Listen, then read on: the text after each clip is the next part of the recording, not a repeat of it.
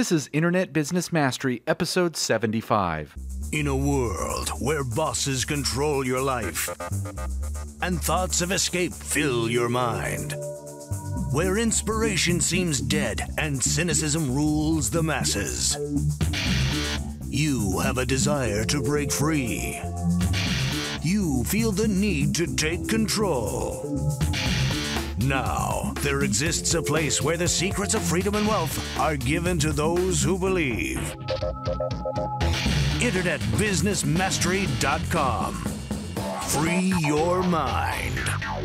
Hello and welcome to Internet Business Online at Internet Business Mastery. I'm Sterling. And I'm Jay. And we're here to help you escape the 9-to-5 and live the lifestyle of your dreams by turning your life's passion into a profitable internet business, even if you're just getting started today. On this episode of Internet Business Mastery, we revisit the topic of selecting a profitable niche for your internet business, part 1. Plus, in the quick tip, 2 awesome and free tools for recording and editing your audio content. And we'd like to remind you that if you'd like to get a jump start on creating your own profitable internet business using our proven system, claim your risk-free trial membership to the Internet Business Mastery Academy by going to freeaudiogift.com. So Jay, what's been going on the last week or so? Well, I stepped out of my comfort zone a little bit here. I've had, something on my life plan list that I wanted to do for a while.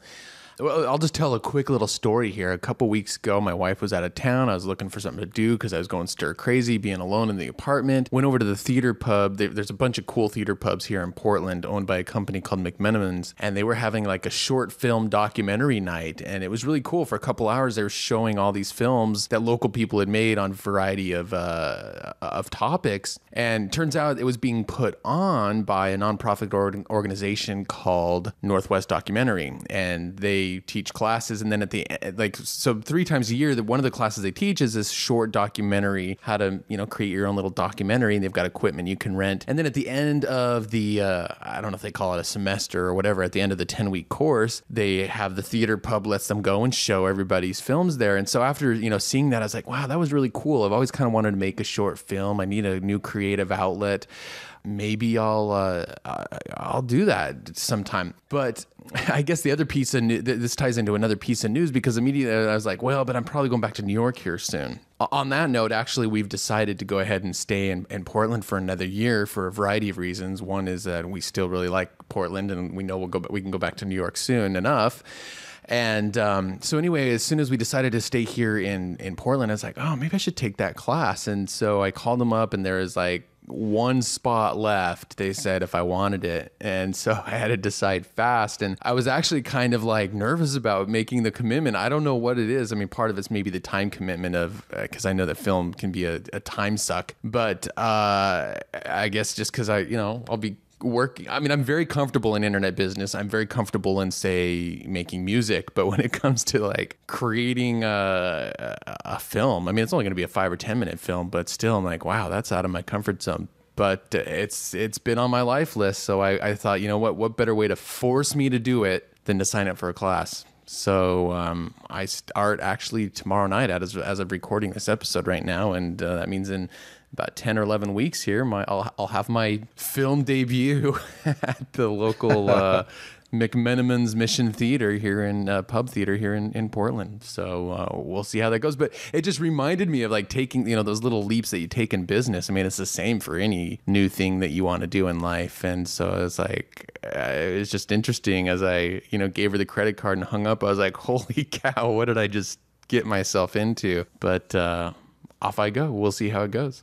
Well, I know that you had all this extra free time, and it's gone now. I'll tell you, filmmaking it's one of those things that you might not see the light of day for 3 days when you're editing or when you're, writing and creating in production. Oh, it just took me back when you said that. I was like, oh my gosh, because I've made several short movies, and man, they just took over, especially when you're getting to be creative and it's your baby. You'll suddenly, every second that you can give to it, you will. Now watch me outsource the whole thing to the Philippines. That would be awesome. They'll be showing my film and they'll be like, wait a second, that's not in Portland. What? I mean, I guess I don't, I'll find out tomorrow night what the parameters are and stuff, but that would be pretty funny. It's like, oh yeah, I actually outsourced the whole thing. Of course, that might defeat the purpose of actually having a creative outlet and making something of my own. But the creative part for you is just coming up with the idea. You're like, I want this, go do it. Go do it. 10 weeks later, good documentary, guys. Exactly. Now I'm going to go show it and take all the credit for it. So, that's all my news. From time to time in the normal film business. That's true. I guess it would be right in line. So I know we talked about how you've been doing some bodyboarding and some surfing and other things. What else has been new in your life? Well, actually, I mean, business-wise, the big thing that we dealt with this last week is we decided to hire a traffic or marketing manager. Any friend that I told we were going to do that, they were like, what's that? I never heard of like a traffic manager or something. And I said, this is something we made up. We wanted, and really what it was, in discussing trying to keep a lifestyle that we enjoy, but also wanting to spend more time adding like even more content and value to the academy. It finally made sense to actually hire somebody, not just a virtual assistant. Like we've got several virtual assistants and freelancers that work for us, but somebody that actually works near one of us that we can speak to, give tasks and have them actually go and manage. And in this case, we're going to have somebody that just deals with drawing traffic and also tracking and conversion stuff for us. And first order of business today, when we're actually recording this, is his first day, and he's going to be coming here to my home office. We're going to chat, and he happens to be a master bodyboarding person. Nice. So he's going to go ahead and take me out and give me some lessons. That's the first order of business. Before we drive more traffic, let's go hit some waves. We got to get that out of the way. Yeah. Right? So. Yeah, I see.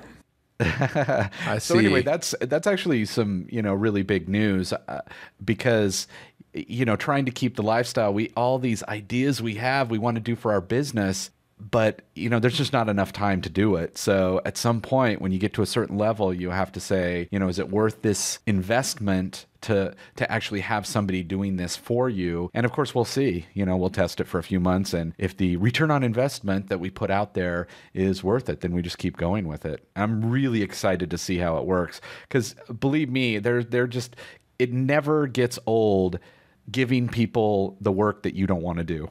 I guess is the best way to say it. Yeah. Well, yeah, I'm excited about it as well. I mean, it's an investment, obviously, of money for us to make. But, when you start sensing that you're hitting a growth ceiling, sometimes you just have to put yourself out there. I mean, it reminds me of when I went, to quit my job, or when I went to move to New York, or all these. And I think we even talked about this in the last episode. But really that nervousness, now that we made the decision and plunged in and found somebody, I'm really excited to see what comes of it. So I guess we'll be reporting back about that more here on the episodes and stuff.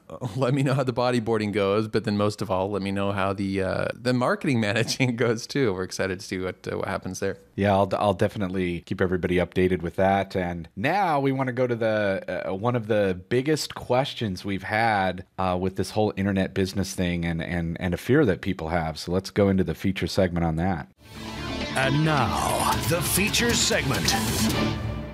All right, we got some awesome stuff for today's feature segment on the episode. As we mentioned, we're going to be talking about niche selection. And the reason we chose to do this is because we know this is probably the top issue that holds people back from diving into their internet business, is they feel like, well, I'm not sure what my business will be about. What's the niche I should go into with my site and my products and things like that. And, it's a topic we've talked a little bit about before, and we certainly have a whole course about it in the academy as well. But, it's been fresh on our mind, especially with starting the Platinum program. We've had an hour call with all of the Platinum people and a chance to talk with them about their niches and just to hear firsthand what some of the worries and concerns were and questions about niche selection. And we could tell that people were building this up to be a lot more of an issue than it really needed to be. And so here we're going to, in the next two episodes, we're going to be going over some of the criteria